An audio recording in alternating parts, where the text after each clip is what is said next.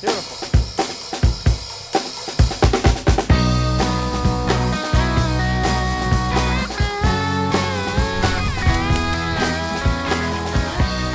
I'm Donald Link. Today we're in Harper, Texas at Twin County Lamb, where Lloyd Wendell is raising some of the best lamb I have ever tasted. How long have you been on the farm here? Dad moved on the place in about 1930. It runs deep in the blood. You know, I had a career and it took me 40 years to get back here. And it was something I always wanted to do, and I didn't know I'd be in the sheep business, but I knew I'd come back home. We're enjoying it. And how much land do you have here? 500 acres. You sure have a lot of space. That's what free range is all about. Let them run, you know. We figure about 120 ewes. We can run here on the place sustainably without overgrazing and destroying the ranch. The predator problems are primarily coyotes and then the black vulture. The Pyrenees dogs are good for the vultures. They'll run them off whenever the sheep are having little ones, primarily is when the vultures will attack. And then the llamas are used for coyote control. Every pasture that has animals has a llama in it.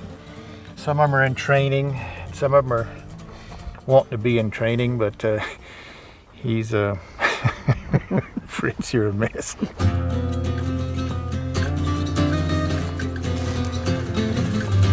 This is the parade. The relationship is mutual between the sheep and the llama. They will learn to follow the llama around, and she learns to stay behind when there's, for example, a baby lamb that is lost in the pasture. The llama will stay with it.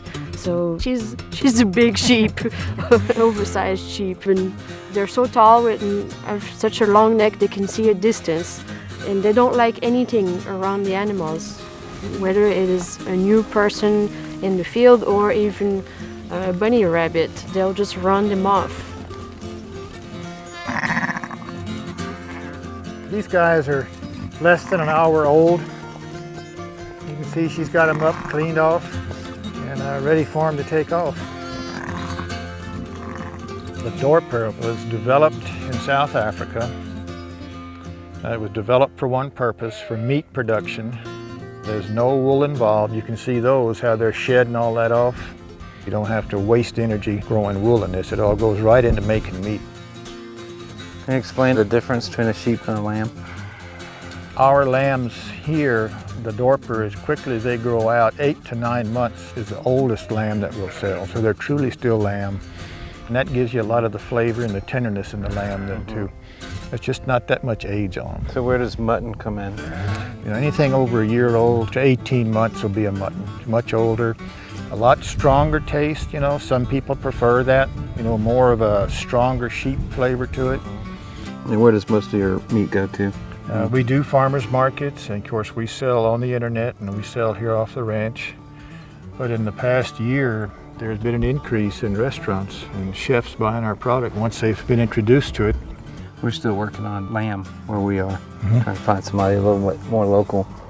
Right. So we're shipping right now, and what I'd like to do is get somebody local to do it. Well, as a free-range product like what our lamb is, they're not confined to eat one food source. There's always winter annual weeds or perennial weeds they can graze on. There's grasses they can graze on. So you start getting a mixture of all of that. You know, it's not just a single source.